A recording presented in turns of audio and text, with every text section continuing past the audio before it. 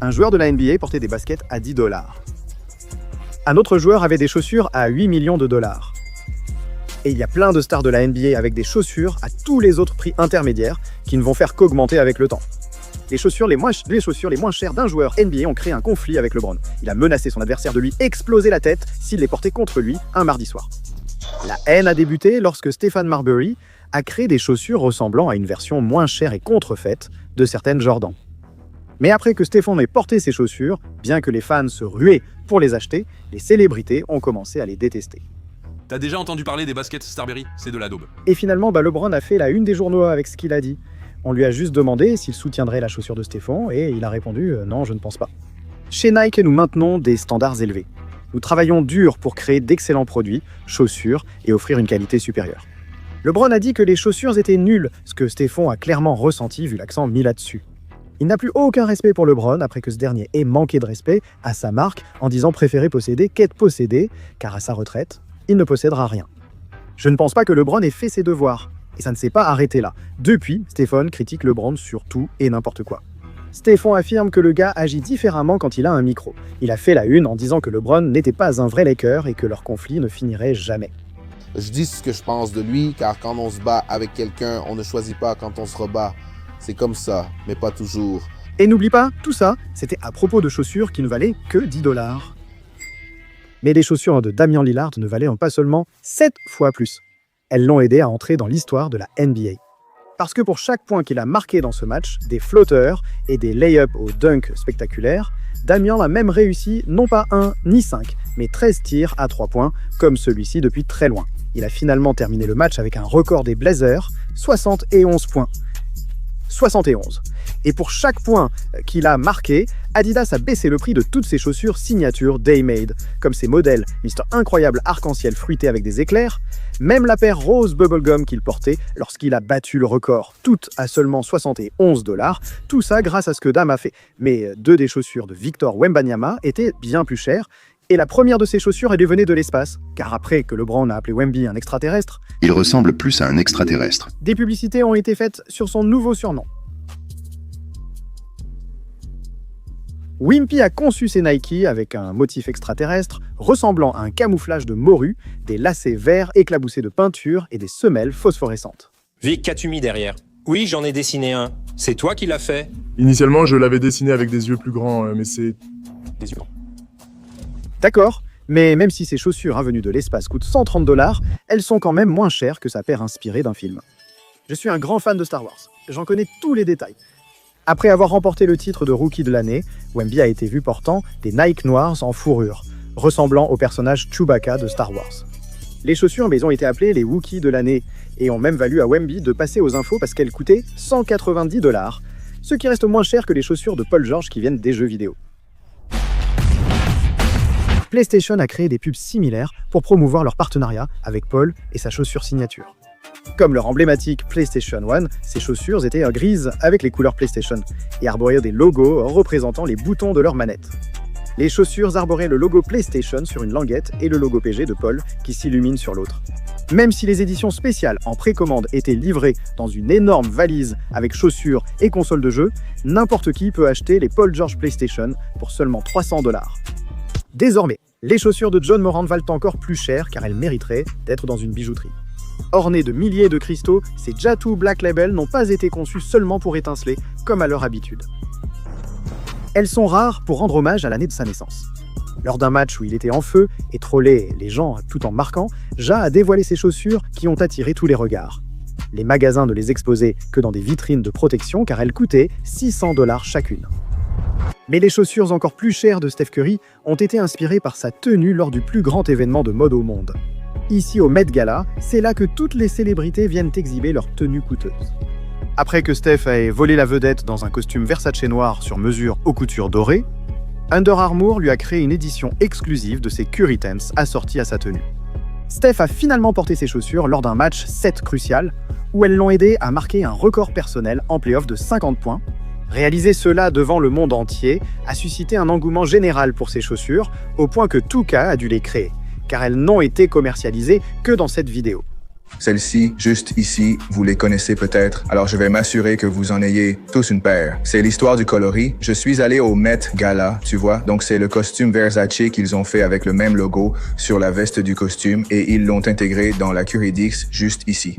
As-tu déjà pensé que tu faisais les courses de rentrée avec ce gars-là alors que personne ne pouvait avoir ses chaussures? Elles sont tellement rares, c'est ça le truc. Nous avons ici des Curidix Met Gala. Elles ne sont pas sorties pour le public. Oh mon Dieu, ces gamins ont eu une chance incroyable, mec. Steph leur a vraiment offert des chaussures inédites qui valent 2000 $.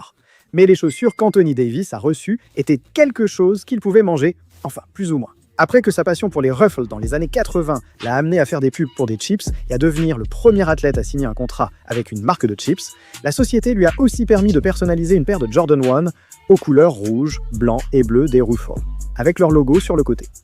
Même une certaine texture, comme leurs chips. Quand les chaussures exclusives pour les fans sont sorties, elles étaient livrées dans un énorme sac de collectionneur Ruffles, contenant d'autres petits sachets de saveurs variées avec différents lacets à l'intérieur. Heureusement, car le coffret de chaussures valait plus de 5000 $. Mais les chaussures de LeBron n'étaient pas seulement 4 fois plus chères, elles venaient d'un dessin animé. Stewie Griffin est définitivement l'un des personnages les plus hilarants de Family Guy. Tout comme la tenue emblématique de Stewie, Nike a créé des LeBron 6 reprenant les couleurs jaune, rouge et bleu clair au lieu d'un simple blanc. Ils ont reproduit sa tenue sur les chaussures et ajouté des contours noirs pour un aspect de dessin animé. Bien sûr, LeBron a eu une paire de ses propres chaussures avec lesquelles il est arrivé à un match et même s'est entraîné, ce qui est devenu un gros événement parce qu'elles sont rares et n'ont jamais été vendues en magasin. Les seuls autres à les posséder sont un type qui n'ose même pas les déballer. Et P.J. Tucker, le dieu de la chaussure, les a postés sous son sapin comme un cadeau de Noël, puis a osé les porter lors d'un match. Ouais, c'était un gros truc parce que cette chaussure, elle a mis tellement de temps à être trouvée. Même après l'avoir trouvée, la façon de gérer ça et d'obtenir ce dont j'avais besoin était vraiment compliquée et folle. Les mesures que j'ai prises pour les obtenir étaient incroyables, mais ça en valait la peine parce que cette chaussure était intouchable. Je veux dire, c'est fou d'avoir traversé l'enfer et d'être revenu juste pour des chaussures qui coûtent 20 000 $. Je n'aurais jamais imaginé que les chaussures d'une légende de la NBA puissent faire coûter 2 fois plus cher, simplement parce qu'il s'est fait dessus.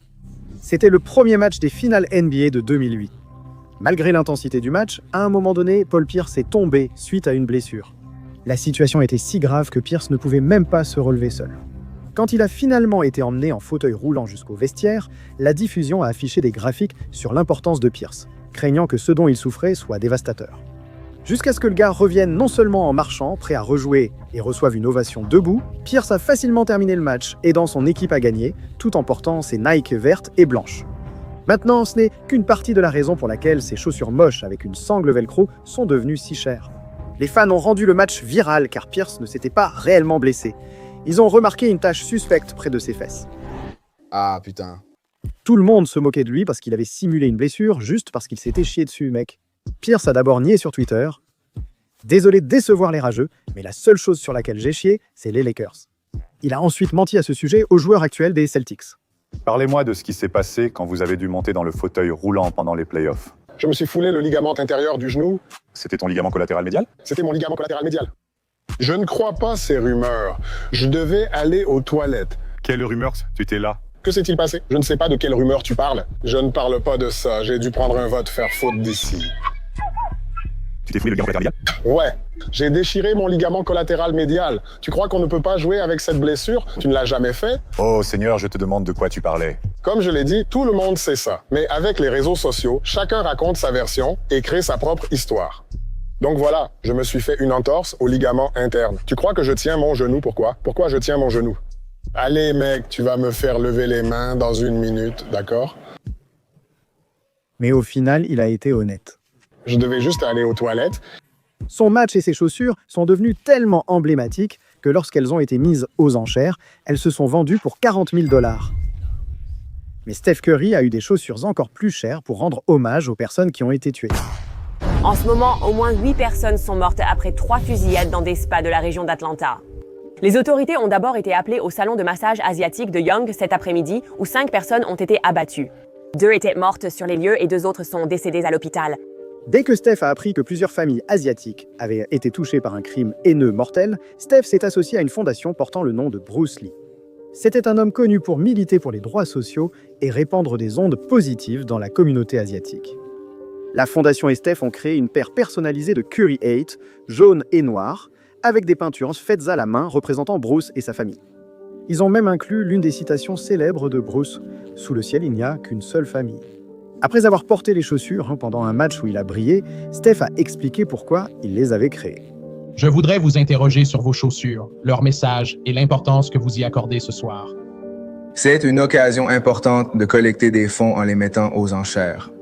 Évidemment, de ce que Bruce Lee représentait en termes d'unification des gens, en parlant de l'harmonie collective de tous, venant de différents horizons, de différentes races, mais surtout de son héritage asiatique. Il a beaucoup de citations, de récits et de thèmes dont il parlait constamment, qui restent toujours d'actualité aujourd'hui.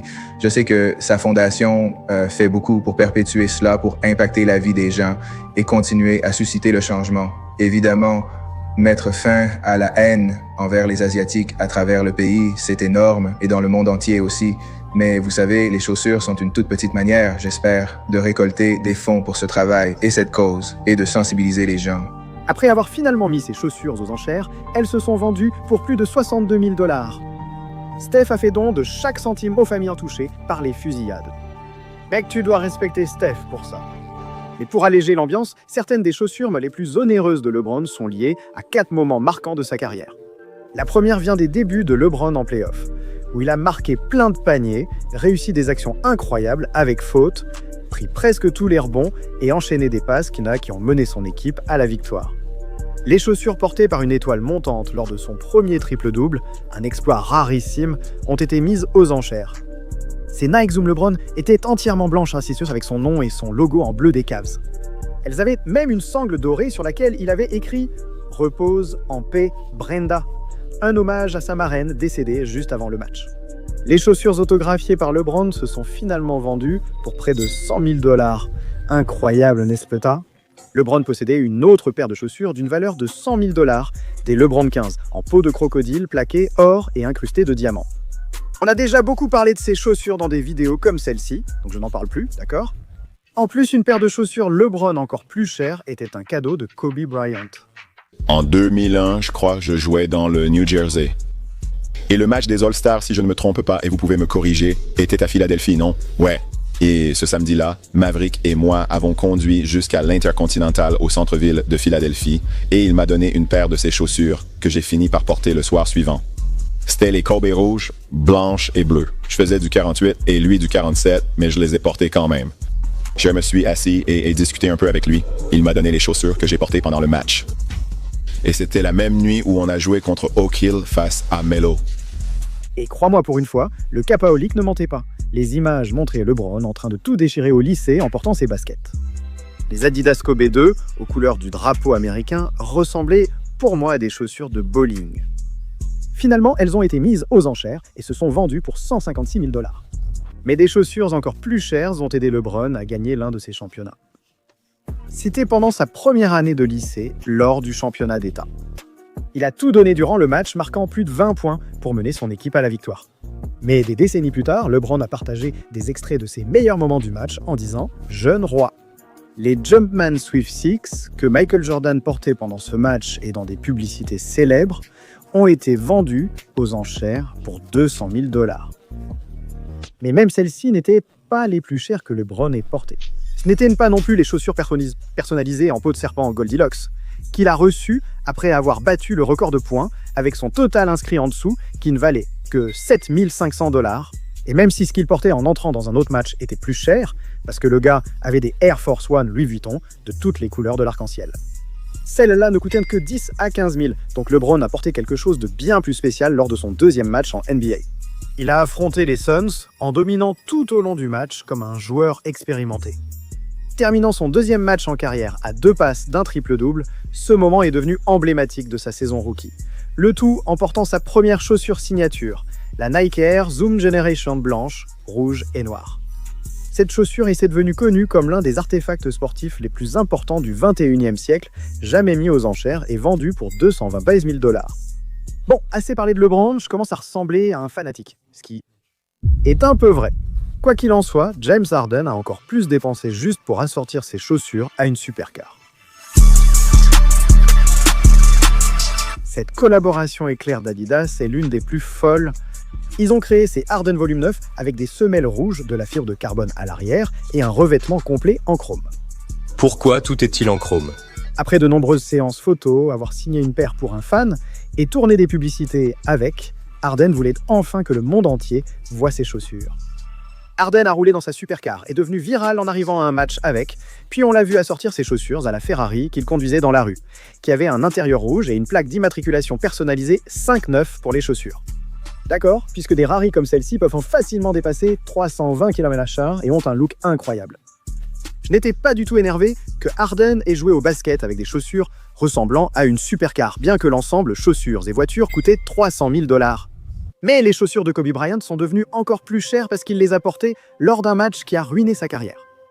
Il affrontait les Warriors. Et même si Kobe réussissait des tirs à mi-distance, allant même jusqu'à humilier Klay, sur cette action, Kobe est tombé et a fait taire tout le stade. Malgré la douleur, il a continué à jouer et à briller, marquant notamment un tir à longue distance pour son 32e point, jusqu'à ce que cela se reproduise. Cette fois, Kobe est tombé en se tenant le tendon d'Achille, conscient de la gravité de la situation. Après avoir réussi ses 2 lancers francs alors qu'il pouvait à peine marcher, Kobe est sorti du match de lui-même et il s'est avéré qu'il avait subi l'une des pires blessures qu'un athlète puisse connaître, une rupture complète du tendon d'Achille, ce qui allait le tenir éloigné des terrains pendant des mois. Malgré tout, les fans l'admiraient pour son dévouement, disant que rien n'incarne plus la mentalité Mamba dans la carrière de Kobe que le match où il s'est blessé au tendon d'Achille. C'est un témoignage de son engagement envers l'excellence et de son esprit de compétition. Maintenant, c'est ce genre d'éloge qui fait que ce match est non seulement devenu un moment emblématique dans l'héritage de Kobe, mais aussi que les chaussures de Kobe portées lors de ce match sont devenues tout aussi populaires. Il portait des Kobe 8 Elite aux couleurs domicile des Lakers, arborant ses logos à l'arrière et à l'avant. Les chaussures avaient de la fibre de carbone au talon avec l'écriture en or de Kobe. Après qu'il ait créé des moments légendaires avec elles sont devenues iconiques. Ces Kobe 8 du match de l'Achille ont récemment été mises aux enchères, où les offres ont immédiatement dépassé un demi-million et se sont finalement vendues pour 660 000 $. Mais les chaussures d'une autre légende de la NBA n'ont pas seulement coûté le double. Elles ont aidé à changer la vie des gens pour toujours. Grâce à Magic Johnson, copropriétaire des Washington Commanders, et à la campagne My Cause, My Cleats de la National Football League qui permet aux joueurs, entraîneurs et propriétaires de personnaliser des crampons pour les vendre aux enchères au profit d'œuvres caritatives, tout cela est possible. Magic a personnalisé ses Air Force One montantes avec un dessin de 2 mains jointes et une inscription inspirante qui disait « Rêvez grand ». Ils ont ensuite ajouté le logo et le code couleur pour représenter la cause qu'ils souhaitaient soutenir. Des bourses pour les enfants de détenus. Cette année, ils ont attribué des bourses à 24 étudiants ayant eu un parent en prison ou en détention, leur plus grande promotion à ce jour. La fondatrice m'a dit qu'elle espère continuer à se développer pour aider encore plus de jeunes. Magic étant très attaché à cette cause, il va donner à l'association tout l'argent de la vente aux enchères des chaussures, estimé à $1 million. 1 million n'est toujours pas le prix le plus élevé pour des chaussures portées par une légende de la NBA. Mais bien sûr, les chaussures les plus chères n'étaient pas les siennes, et elles n'ont pas seulement été portées par le GOAT, elles ont aussi établi un record NBA imbattable. Parce que après que Michael Jordan ait remporté non pas 1, 2, 3, 4 ou 5, mais bien 6 championnats, et se soit imposé comme le meilleur joueur de tous les temps, il l'a fait avec 6 paires de chaussures qui sont non seulement devenues de parmi les plus chères de l'histoire, mais que tout le monde, moi y compris, porte encore aujourd'hui. La première des 6 s'est déroulée en 1991, Jordan ayant réalisé de telles actions pour décrocher son premier titre. Tout cela en portant ses Jordan 6 montantes noires et rouges. En 1992, il a réussi 2 lancers francs décisifs, aidant les Bulls à réaliser le doublé. Dès lors, il arborait un modèle similaire avec du violet sur le logo Jumpman, appelé Jordan 7. L'année d'après, Jordan a cartonné avec 33 points et remporté la finale portant des Jordan 8 noirs, blanches et rouges, avec du bleu sur la semelle, une sangle et une languette en fourrure. Mais on n'en est qu'à la moitié de toutes les chaussures coûteuses qu'il a portées, car après que Jordan ait pris 3 ans loin du basket, il est revenu directement en finale en 1996, où il a non seulement marqué de gros tirs à 3 points, comme celui-ci, ce qui l'a aidé à gagner un autre championnat, mais même ses coéquipiers portaient les Jordan 11 qui étaient à l'origine sortis dans les couleurs des Bulls et qui depuis ont été déclinés en plein de versions folles. Mais après ça, Jordan était déterminé. La saison suivante, il est retourné en finale avec ses nouvelles Jordan 12 Oreo qui arboraient même le logo Jumpman sur le côté. Et dans ce match, le gars est devenu fou en inscrivant 39 points pour décrocher son 5e titre. Donc on avait vraiment l'impression que ça ne pouvait pas aller mieux, jusqu'à ce que son équipe retourne en finale en 1998 pour la toute dernière saison de Jordan avec eux. Lors du dernier match, il a dévoilé ses Jordan 14 noirs et rouges avec un logo Jumpman jaune et son numéro brodé à l'arrière, qui sont devenus célèbres sous le nom de Last Shot. Non seulement Jordan a enchaîné les actions spectaculaires avec ses chaussures, mais il a aussi marqué le panier décisif emblématique pour remporter le championnat, qui fut son dernier tir avec les Bulls. Après avoir remporté son 6e titre de meilleur joueur des finales, battant tous les records et s'imposant comme le GOAT, les chaussures neues qu'il a portées lors de chaque match décisif de championnat ont été signées par lui, regroupées et vendues aux enchères en une seule fois. La vente, un événement majeur, a fait la une des journaux et a présenté les chaussures avec leur boîtier de protection. Les gens n'étaient pas autorisés à toucher les 6 paires de chaussures sans gants, car elles allaient établir un nouveau record pour des chaussures portées en match, lorsqu'elles se sont vendues pour plus de 8 millions de dollars. 8 millions pour des foutues chaussures, c'est rien comparé aux maisons que possèdent les joueurs NBA, avec des parcs aquatiques, des îles privées ou des cryptes où ils peuvent faire atterrir des hélicoptères, comme dans cette vidéo.